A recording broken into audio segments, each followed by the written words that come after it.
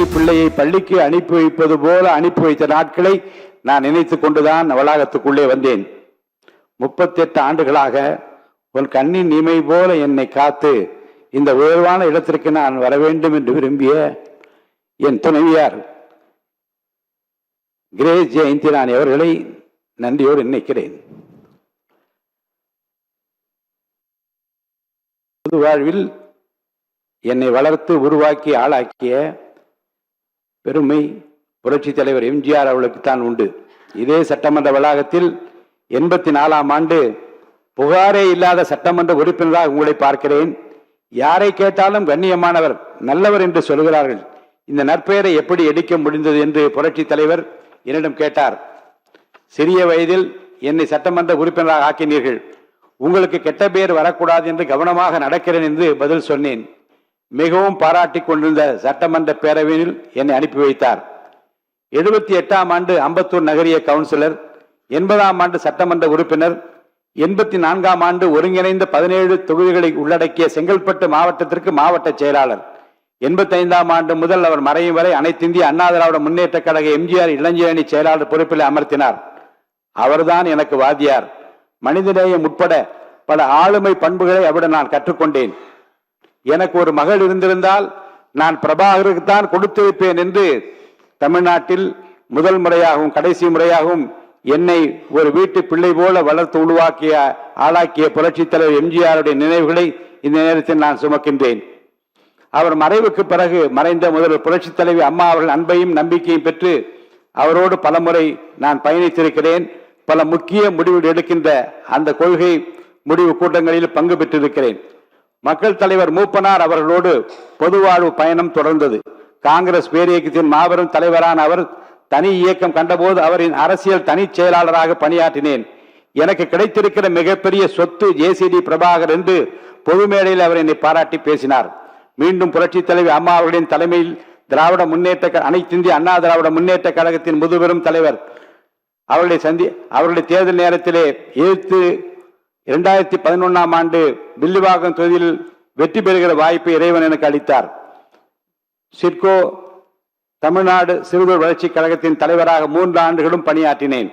2013ஆம் ஆண்டு அகில இந்திய செஸ் சம்மேளனத்தின் தலைவராக இருந்தபோது இந்தியாவில் முதல் முறையாக அகில உலக செஸ் போட்டியை சென்னையில் நடத்துவதற்கு மாண்புமிகு அம்மா அவர்கள் 29 கோடி ரூபாய் நிதி அளித்து அந்த போட்டியை என் முன்னிலையில் நடத்துவதற்கு, அந்த வரலாற்று சிறப்புமிக்க இந்தியாவிலே முதல் முறையாக நடத்துவதற்கு காரணமாக அமைந்த அந்த நிகழ்வு என் நெஞ்சத்தில் நீங்காது இருக்கிறது.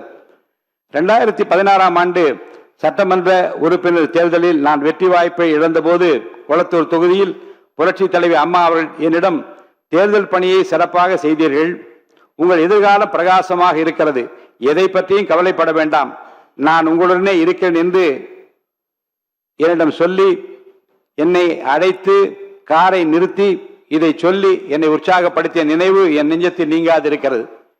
கடந்த 2 ஆண்டுகளில் ஏற்பட்ட அரசியல் புரட்சி என்றே சொல்லலாம்.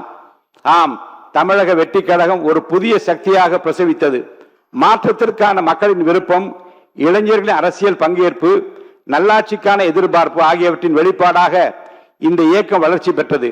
இளைஞர்கள், பெண்கள், தொழிலாளர்கள் மற்றும் சாதாரண மக்களின் எதிர்பார்ப்புகளை சாதி மதமற்ற சமூகத்தை உருவாக்க வேண்டிய கடப்பாட்டினை நிறைவேற்ற இவர் ஒருவரால் மட்டும்தான் என்று முடியும் என்று நினைத்த மக்களின் உயிர்ப்பாக நம்முடைய முதலமைச்சர் அவர்கள் திகழ்ந்தார்கள். புரட்சி தலைவர் எம்ஜிஆர், புரட்சி தலைவி அம்மா ஆகியோர் மறைவுக்கு பிறகு ஒரு சரியான தலைமையை தேடி என் மனம் தவித்தது. மீண்டும் ஒரு எம்ஜிஆர் நமக்கு கிடைக்க மாட்டாரா என்று என் மனம் ஏங்கியது. அந்த ஏக்கத்தை, அந்த தவிப்பை போக்கிய மாபெரும் தலைவர் தான் நம் முன்னாலே அமர்ந்திருக்கின்ற வாழும் எம்ஜிஆர், மக்களின் மகத்தான தலைவராக பரிணமிக்கும் மாண்புமிகு முதலமைச்சர் தளபதி விஜய் அவர்கள். அவர் எனக்கு மட்டுமல்ல, நாட்டு மக்களின் குறைகளை தீர்க்கிற, கண்ணீரை துடைக்கிற, தமிழக மக்களுக்கு கிடைத்திருக்கிற மாபெரும் சக்தியாக நீங்கள் எல்லாம் இங்கே பாராட்டி பேசினீர்களே. வந்தார், எதிர்கட்சிகளை எல்லாம் சந்தித்தார். ஒரு புதிய கோணத்தில் அவர் காட்டியிருக்கிற அரசியல் பண்பு இன்றைக்கு எல்லோராலும் பாராட்ட பெறுகிறது என்று இந்த அவையிலே பாராட்டினீர்களே. இன்றைக்கு காலையிலேயே போதையில்லா தமிழகத்தை உருவாக்குவதில் நான் முனைப்போடு முன்னிற்கிறேன் என்று உலகத்திற்கு காட்டியிருக்கிறாரே. சரித்திர புகழ்மிக்க தலைவராக விளங்கும் நம்முடைய தலைவர் மாண்புமிகு முதலமைச்சர் அவர்களையும் இன்றைக்கு தமிழ்நாட்டு மக்கள் என்னை போல எம்ஜிஆராகத்தான் பார்க்கிறார்கள். எளிதில் வெல்ல முடியாத தொகுதி 1000 விளக்கு தொகுதி என்று கருதப்பட்ட நேரத்தில் என் மீது நம்பிக்கை வைத்து மாண்புமிகு முதல்வர் அவர்கள் போட்டியிட வைத்து நேரில் வந்து பிரச்சாரம் செய்தார்கள். அவர் வந்ததால் தான் நான் வென்றேன். அவருக்காகத்தான் மக்கள் வாக்களித்தார்கள். அவர்தான் முதலமைச்சராக வர வேண்டும் என்று எனக்கு வாக்களித்தார்கள். வாக்களித்த 1000 விளக்கு தொகுதி வாக்காளர் பெருமக்களுக்கு என் நெஞ்சார்ந்த நன்றியை மீண்டும் தெரிவித்துக் கொள்கிறேன்.